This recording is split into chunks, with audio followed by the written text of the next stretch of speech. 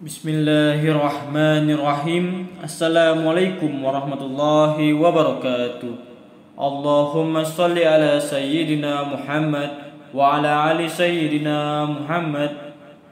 Alhamdulillah. Puji syukur kehadirat Allah Subhanahu wa taala. Kita semua dapat bertemu kembali di channel dakwah Islam dalam keadaan sehat dan dirahmati Allah Subhanahu wa taala.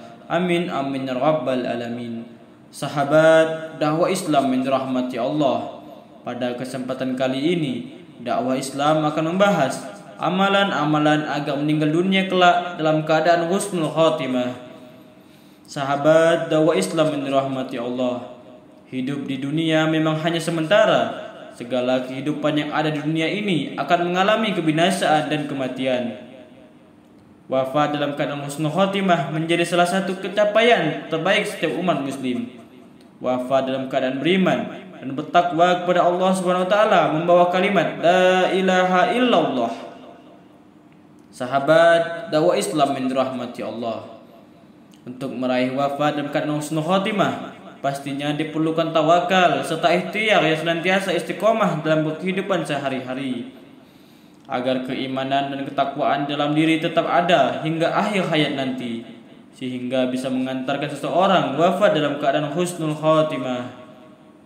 Sahabat dakwah Islam yang dirahmati Allah, ada beberapa amalan-amalan bagi umat muslim agar wafat dalam keadaan husnul khatimah. Menurut Imam Sufyan Al-Thawri, ada 4 cara yang bisa dilakukan seseorang untuk meraih husnul khatimah. Amalan yang pertama adalah menjaga iman dan ketakwaan kepada Allah Subhanahu wa taala secara istiqomah. Siapapun yang menginginkan terjaga iman dan ketakwaannya hendaknya menjauhi segala hal-hal yang bisa merusak iman dan ketakwaannya, serta harus melaksanakan segala perintah dan menjauhi segala bentuk larangan Allah Subhanahu wa taala. Sahabat dakwah Islam yang dirahmati Allah, amalan yang dapat dilakukan yang kedua adalah ia harus bertaubat dari segala dosa dan kemaksiatan, apalagi terhadap syirik. Hal itu bisa dicapai diantaranya dengan membaca doa seperti yang diajarkan Rasulullah SAW, yang artinya, Ya Allah, sesungguhnya aku berlindung padamu dari perbuatan syirik, menyekutukanmu sedangkan aku mengetahuinya, dan aku memohon ampun kepadamu terhadap kesyirikan yang tidak aku ketahui.